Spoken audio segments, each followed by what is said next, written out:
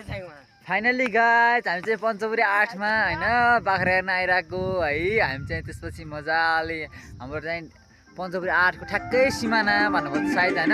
ओइ साउन्ड कम गर न छोरै, साउन्ड कम गर्न बोलेको सुनेन के।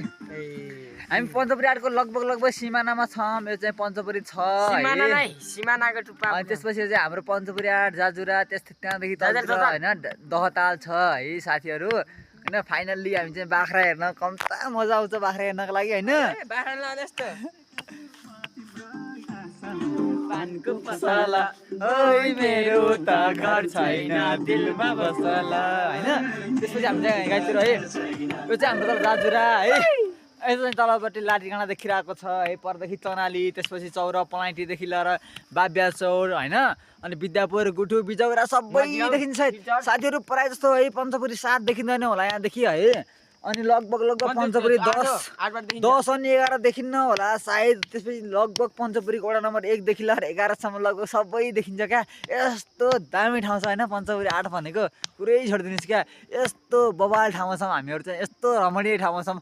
कहिल्यै घर फर्केर जानु मन छैन क्या हैन। के छ यस्तो दामी ठाउँ छ हाम्रो हैन पञ्चपुरी 8 जाजुरा रमाइलो डाँडा भन्छ के। नामै रमाइलो डाँडा छ क्या, कुरै छोड्दैन। रमाइलो कति छ भन्दा छोड्दिनुस् क्या। एकदम रमाइलो छ है, एकदम ठिक छ। बाख्रा चाहिँ हाम्रो कता छ थाहा नै छैन। बाख्रा बेपत्ता भइसक्यो। हाम्रो एउटा साथी तल जोतिरा छ सायद मैले देखाउन सक्दिनँ होला किनकि मेरो मोबाइलको क्यामेराले त्यहाँ चाहिँ भेट्न सक्दैन, अट्याक गर्दैन। ऊ यहाँनिर हो है। ल ठिक छ जे भए पनि हामी चाहिँ पञ्चपुरी 8 मा छौँ।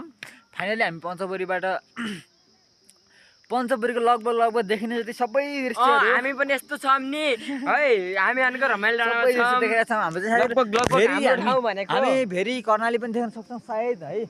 जहाँसम्म लाग्छ मलाई हैन। अब हल्का हल्का सामान्य तुयालो चाहिँ लागिरहेको छ तर भेरी चाहिँ मजाले देख्न सक्छौँ हामीहरु। भेरी देखिरहेको छ, कर्णालीको दोभान देखिरहेको छ, चिसापानी कुइने है त। एकदम रमाइलो साथीहरु, एकदम रमाइलो ठाउँ छ हाम्रो कैलालीको केही डाँडाहरु देखिन्छ। यतापट्टिबाट हाम्रो भक्तडी भन्दा उतापट्टि चाहिँ हाम्रो अछाम र दैलेखको डाँडाहरु के देखिन्छ तर अलिकति क्यामेरा चाहिँ मोबाइलको कारणले गर्दा क्यामेरा उतातिर राम्रो देखिरहेको छ हैन।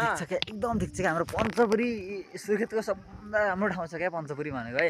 तपाईहरुले पनि यसो पञ्चपुरीमा घुम्न चाहनुहुन्छ भने सम्पर्क गर्न सक्नुहुन्छ है साथीहरु। Finally thank you so much.